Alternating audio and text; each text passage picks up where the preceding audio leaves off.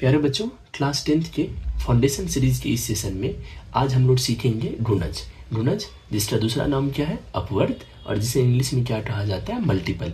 वैसे तो गुणज निकालना, अपवर्त निकालना सेकंडों में सीख लोगे, लेकिन जब बड़ी क्लासेज में जाओगे तो वहाँ पर भी इस मल्टीपल का, इस गुणज का बार बार यूज करना पड़ेगा।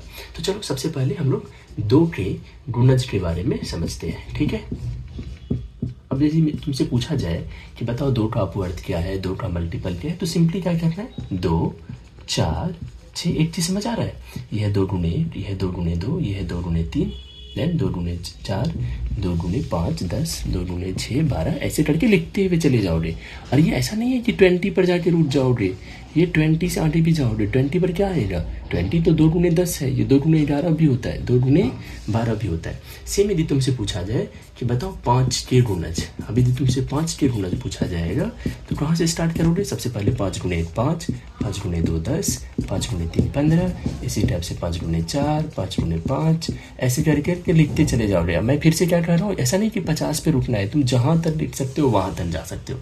चलो अब थोड़ा सा 7 के गुणज समझते हैं। समझ तो आ ही रहा होगा कि कैसे गुणज निकाला जाता है, ये भी समझ आ रहा होगा कि स्टार्ट तो टेबल लिखने जैसा है। तो 7 गुणे 1 7, 7 गुणे 2 14, 7 गुणे 3 21, 7 गुणे 4 28, 7 गुणे 5 35, 7 गुणे 6 42, ऐसे करके लिखते हुए चले जाओगे, जहाँ तक लिख लो। लेकिन पता है अभी तुम्हारे क्लास में ना ऐसा नहीं है कि जहाँ तक मन है वहाँ तक लिखने का ज़रूरत होगा। तुमसे पता है क्या पूछा जा सकता है? तुमसे पूछा जा सकता है बताओ 7 के प्रथम 5 अपवर्त क्या होंगे, 7 के प्रथम 5 गुणज क्या होंगे। ये सबसे पहला अपवर्त हुआ, ये दूसरा हुआ, ये तीसरा हुआ, ये चौथा हुआ, ये पाँचवा हुआ।